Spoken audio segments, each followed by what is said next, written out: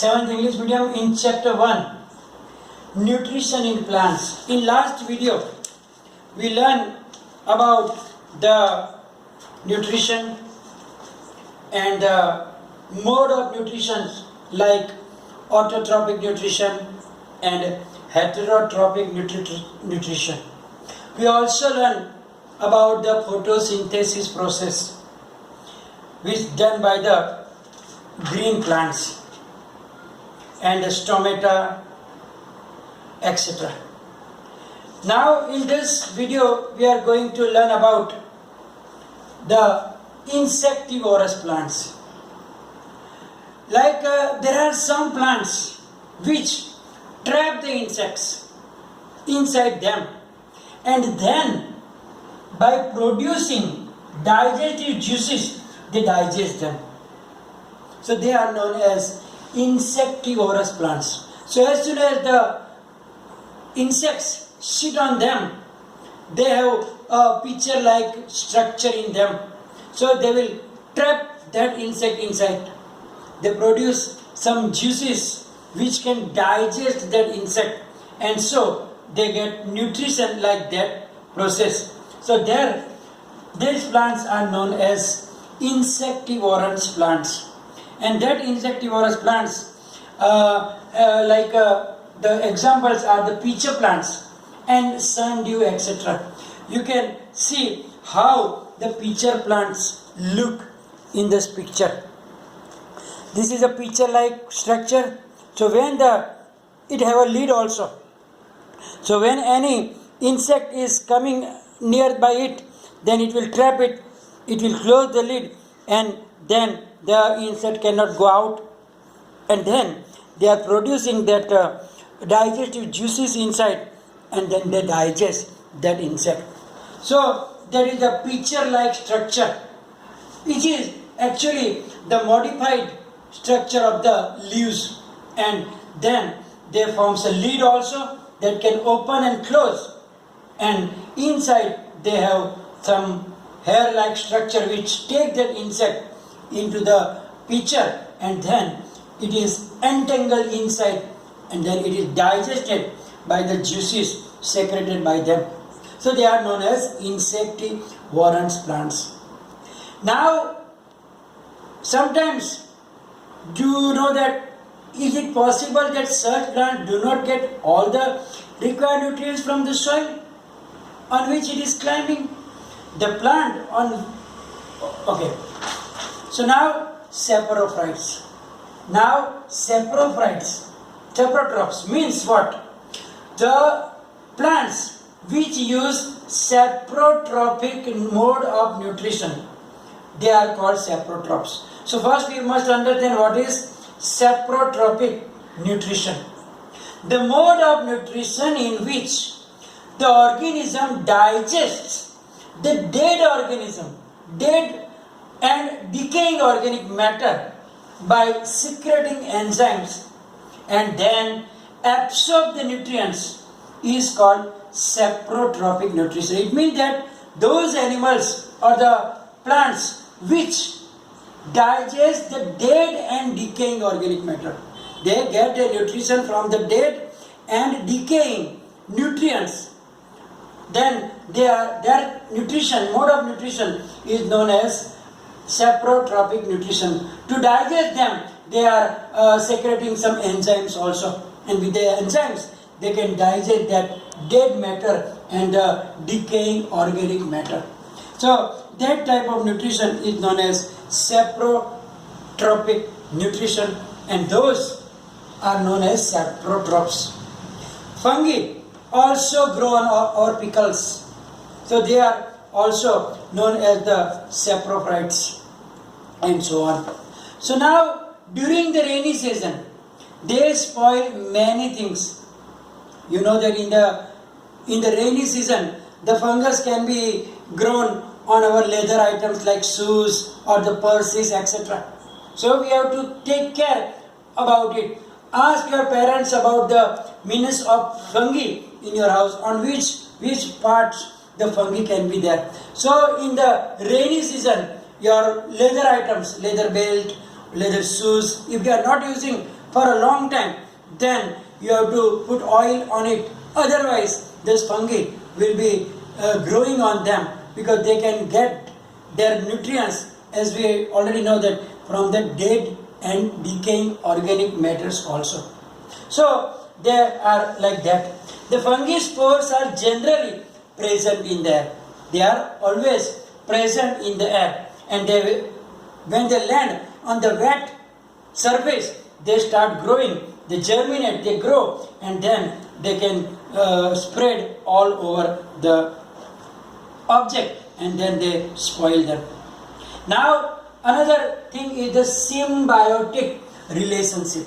Symbiotic relationship means that two organisms, some types of two organisms, when they live together and share shelter and nutrients, means some of them giving shelter, other will give nutrients, such that both are getting benefited.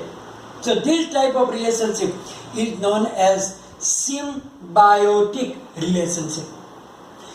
There is a example is the lichens. Lichens, they have two partners, like fungus and the alga. Alga means that algae. When they always stay together. So their name is lichens.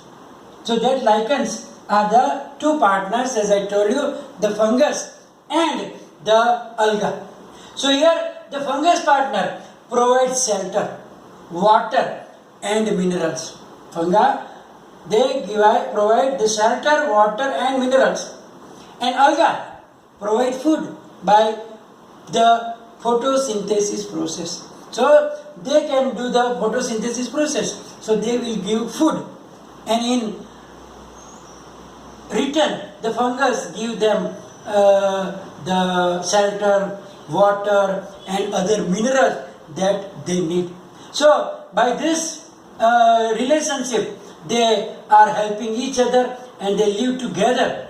Therefore, that type of relationship is known as symbiotic relationship, in which both are getting benefited one or the other way. Some is giving food and shelter and whatever, the other give the other things. So that this type of is symbiotic relationship. And the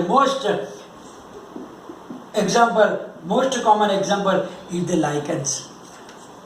So the lichens, in which the both partner are like that fungus and because fungus giving the shelter and the alga means that green things, and they are able to do the photosynthesis process, and therefore they are benefited by each other. So they are staying together. Now, how nutrients are replenished in the soil? We know that always when the plants are growing, they are getting the minerals and other nutrients from the soil. It means that day by day the nutrients are getting finished or getting lower in the proportion. So how they are getting replenished? Have you seen farmers? You know that farmers are spreading manure or the fertilizer. They have to add sometimes the manure or the fertilizers in the soil. Why? Because if they are taking crops one by one every time, then what will happen? The proportion of nutrients in the soil is getting lower and lower. Means the proportion will be getting very less, and therefore to replenish it, they have to add the fertilizers or the manures, etc. Or sometimes we know that the gardeners using them in lawns also. Why? As I told you, you learn that plants absorb mineral nutrients from the soil. So continuously, if they are absorbing the minerals, then then they will declining. Fertilizers and manures contain plant nutrients such as nitrogen, potassium, phosphorus, etc.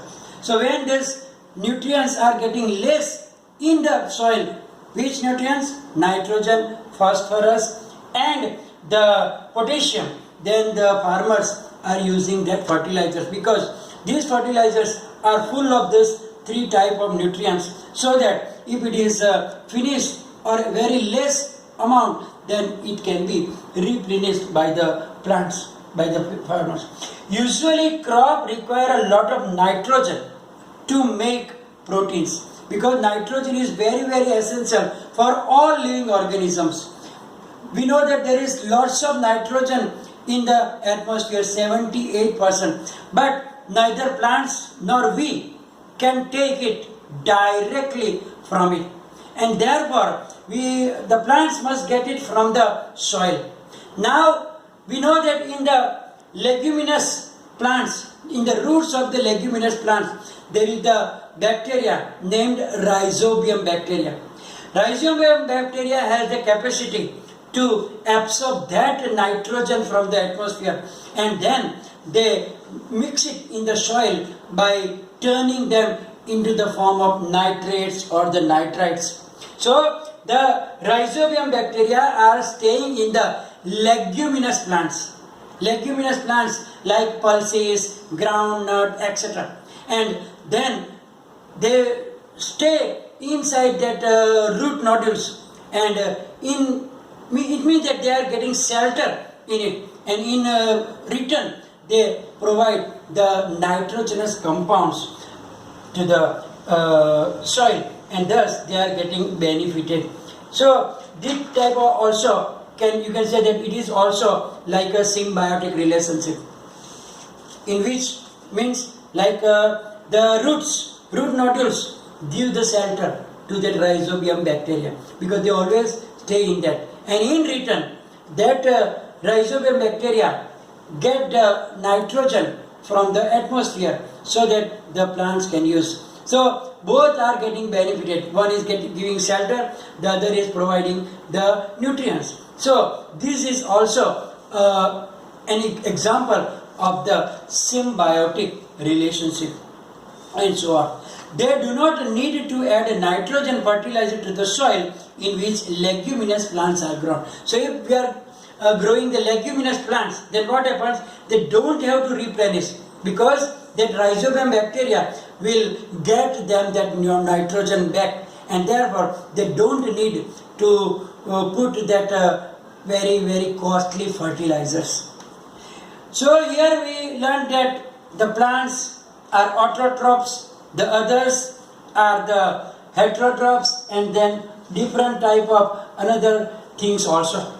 So here we are having the chapter finished, and after this video is finished, you have to follow the PDF file after this. And PDF file, in whatever there in the PDF file, you have to write down in the notebook, in the fair notebook, whatever the homework also will be there. So you have to write down that homework also. And if any problem, any confusion, write down in the comment section.